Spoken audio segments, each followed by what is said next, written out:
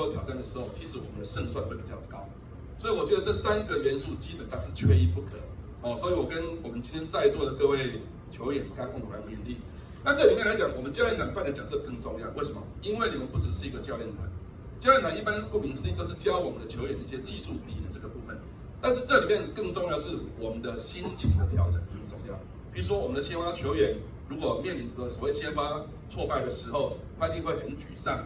那么我们的教练团如果能够让他们能够在最短的时间里面能够恢复心情，然后增强他们求胜的意念，我觉得这是非常非常重要的事情。就加油吧，我们的统一师，谢谢。谢谢，再次感谢我们的领导。我们年度总目标就是胜，也刚好有一个，这算是协议，希望我们能求得胜利。那接下来呢，要邀请到的就是我们的首席教练，我们的高志刚。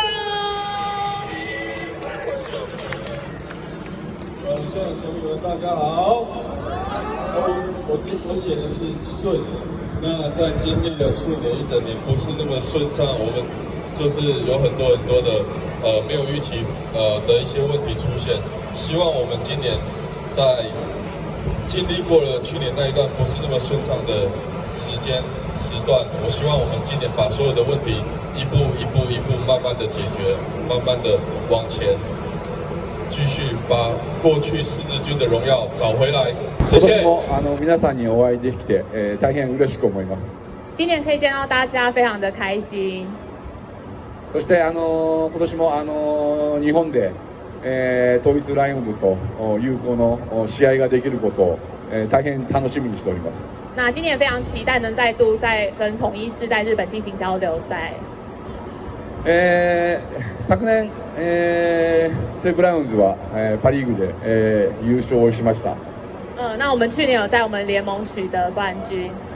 今年は統一ライオンズ新しい新監督を迎えるということで、監督が変わればチームも変わると思いますし、今年は優勝を期待しております。那今年随着统一师呢。